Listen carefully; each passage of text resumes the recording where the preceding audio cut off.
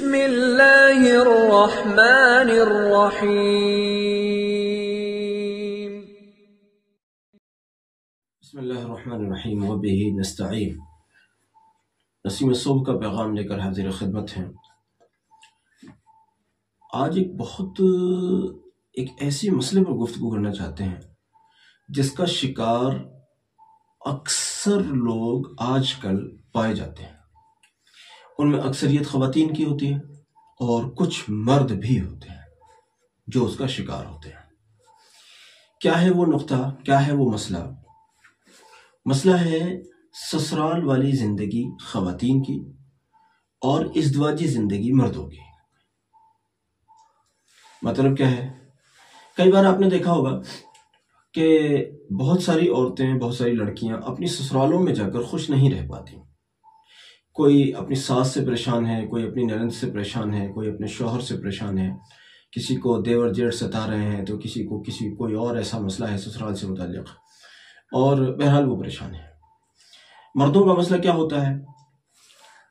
مردوں کا مسئلہ ہوتا ہے کہ ان کو بعض اوقات بیوی اچھی نہیں مل پاتی اور وہ بیوی ان کے ساتھ اچھے سے نبھاؤ نہیں کر پاتی، جس کے نتیجے میں یہ ہوتا ہے، چاہے وہ صورت ہو یا وہ صورت ہو، بہرحال ازدواجی زندگی دونوں ہی صورتوں میں متاثر ہو کر رہ جاتی ہے۔ شادی شدہ زندگی وہ خوشحال نہیں رہ پاتی۔ میاں بیوی کا مزاج نہیں مل رہا جی، یا ساسو جی سے مزاج نہیں مل پایا بہو کا، یا بہو سے مزاج نہیں مل پایا ساسو جی کا، وغیرہ وغیرہ۔ اس سلسلے میں آج ہم گفتگو کریں گے۔ اس کے سلسلے میں پہلے میں عرض کروں، پھر میں اس کا حل بتاؤں گا انشاءاللہ، لیکن پہلے ایک اور ایسا حل بتانے چلا ہوں جس کو اکثر لوگ ماننے والے نہیں ہیں۔ معافی کے ساتھ، اکثر لوگ مانیں گے نہیں، لیکن حل تو وہی ہے جس کو میں بتانے چلا ہوں، اور لوگ مانیں گے نہیں، حل وہی ہے۔ لیکن پھر ایک اور چیز بتاؤں گا بعد میں جس کو آپ مان بھی لیں گے اور کر بھی سکتے ہیں اور نفع بھی ہوگا انشاءاللہ۔ پہلے ہم بات کرتے ہیں اس عنوان کی جس کو لوگ مانیں گے نہیں لیکن وہ ماننا ضروری ہے۔ وہ کیا ہے؟ بات یہ ہے کہ آج کل یہ بڑا چرچا رہتا ہے کہ آج کل مسلمانوں کے اندر طلاق کا ریشو بہت زیادہ بڑھ گیا ہے، نہ صرف بڑھ گیا ہے بلکہ بڑھتا ہی چلا جا رہا ہے۔ کوئی گارنٹی نہیں ہوتی کہ جو 10 لاکھ 20 لاکھ 50 لاکھ روپے لگا کر جو شادی کی جا رہی ہے وہ سکسیس ہو جائے، یہ ضروری نہیں ہوتا۔ آج کے وقت میں یہ ہے۔ آپ جانتے ہیں یہ شادیاں سکسیس کیوں نہیں ہو پا رہے ہیں؟ یہ شادیاں کامیاب کیوں نہیں ہو پا رہے ہیں؟ آپ سمجھتے ہیں ہم موٹی رقم خرچ کریں گے تو شادی کامیاب ہوگی، لیکن یہ نہیں ہے اصل یہ ہے کہ آپ شادی کو جتنا خرچ کے اعتبار سے کم کرو گے، شادی اتنا سکسیس ہوگی۔ یہ بالکل ایسی بات ہے جو کم سے کم دنیاوی لوگ اس بات کو ایکسپٹ نہیں کریں گے، دنیاوی لوگ اس کو قبول نہیں کریں گے، لیکن حقائق ان کو قبول کرنے پر مجبور کریں گے۔ آپ دیکھیے حضرات صحابہ اکرام رضی اللہ عنہ کے یہاں اس طرح کی شادیاں ہوتی تھیں کہ اگر ماں بیوہ ہے، طلاق یافتہ ہے، اور بیٹا اس لائق ہے، بڑا ہو گیا ہے، سمجھدار ہے، تو وہ خاتون اپنے بیٹے سے کہہ دیتی تھی بیٹا فلاں شخص کو جا کر میرے نکاح کا پیغام دو۔ دیکھو بات کتنا آسان ہے۔ اگر کوئی عورت ایسا کر دے کہ صاحب وہ فلاں، میں بیوہ ہوں، میں طلاق یافتہ ہوں، اور فلاں شخص کو میرے نکاح کا پیغام دو، تو سب سے پہلے نمبر پر تو جس کو کہا جا رہا ہے، بیٹے کو، بھائی کو، باپ کو، جس عزیز کو بھی، سب سے پہلے نمبر پر تو وہی اس پر 10 الزام لگائے گا۔ یہ عجیب سی فطرت ہماری ہے۔ اور دوسرے نمبر پر جس شخص کو پیغام پہنچے گا وہ بھی عجیب سوال کرے گا، کیا ہوا، کیوں ہوا، ایسا ہوا، ویسا ہوا، یہ ایسی تو نہیں ہے، ویسی تو نہیں۔ استغفر اللہ۔ یہ معاشرے کی تباہی ہے۔ صحابہ میں ایسا نہیں تھا رضی اللہ عنہ۔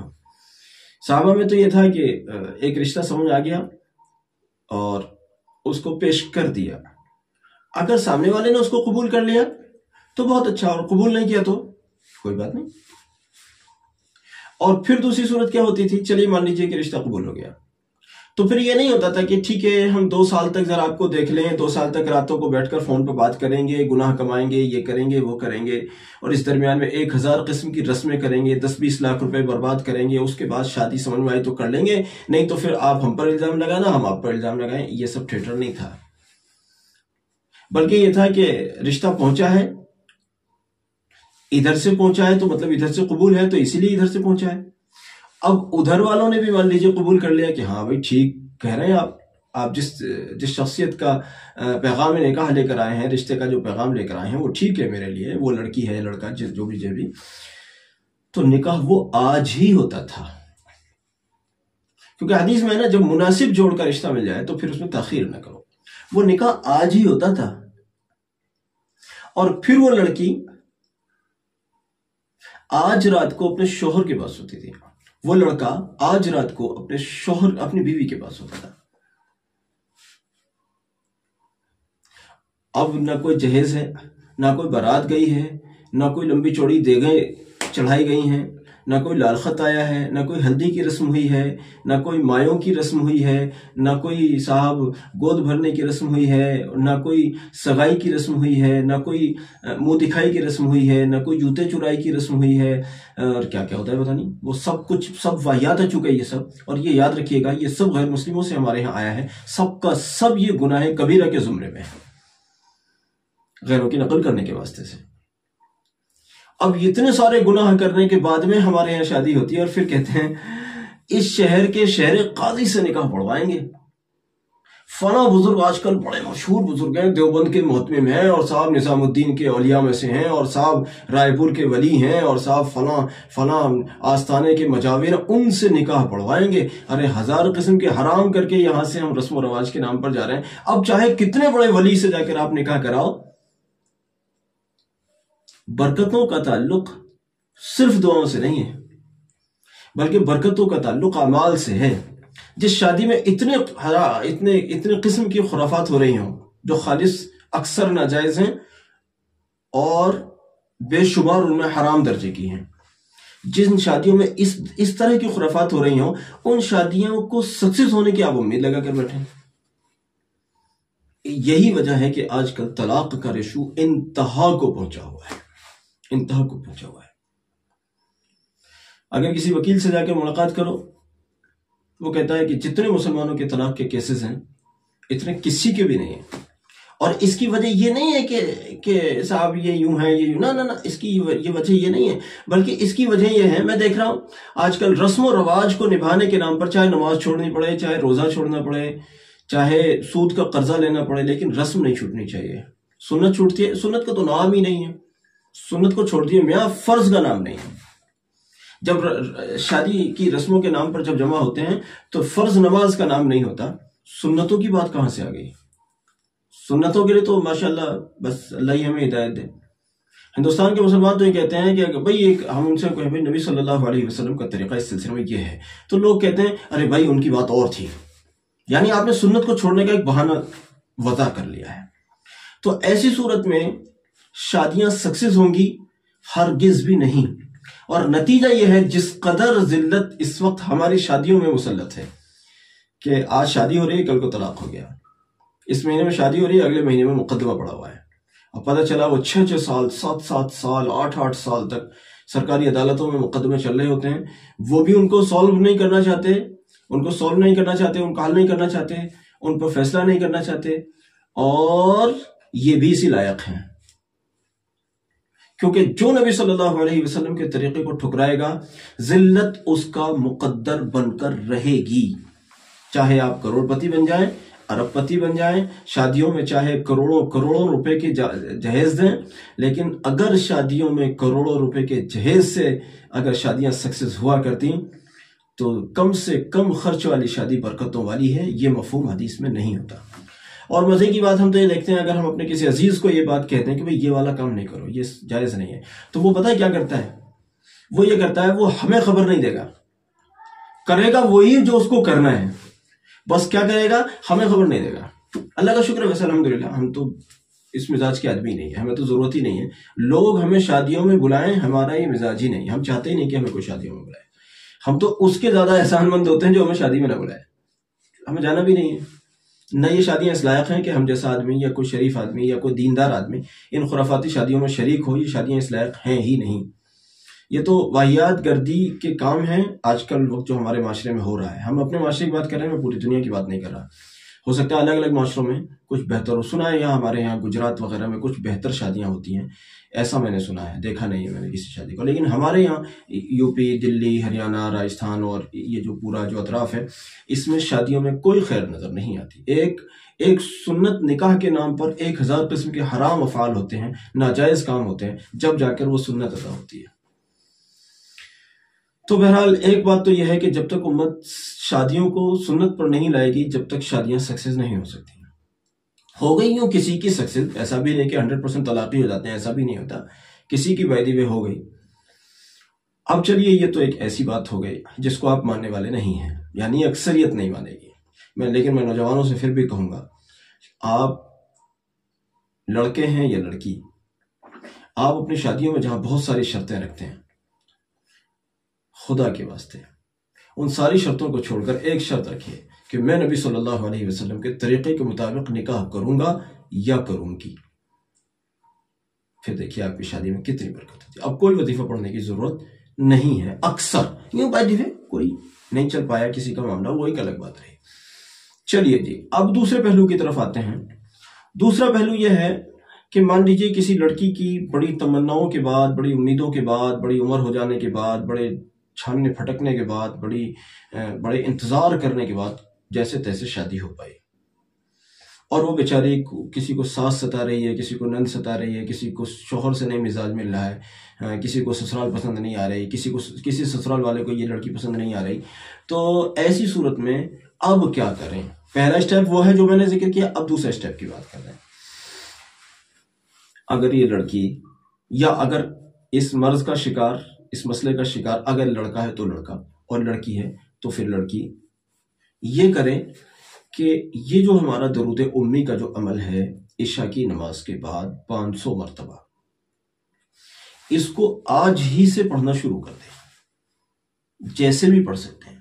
کئی بار لڑکیوں کو سسرال میں مصلے پر بیٹھ کر پڑھنا، یکسوئی سے دھیان لگا کر مراقبے کی شکل میں پڑھنا ذرا مشکل ہوتا ہے. سسرالوں کے الگ الگ تھیٹر ہوتے ہیں، دینداری ہے نہیں اصل میں. وہ سمجھتے ہیں یہ بہو پتہ نہیں کیا، یہ کیا وظیفے پڑھتی ہے، استغفر اللہ. اور یہ سب یہ دینداری نہ ہونے کے نتیجے میں ہے.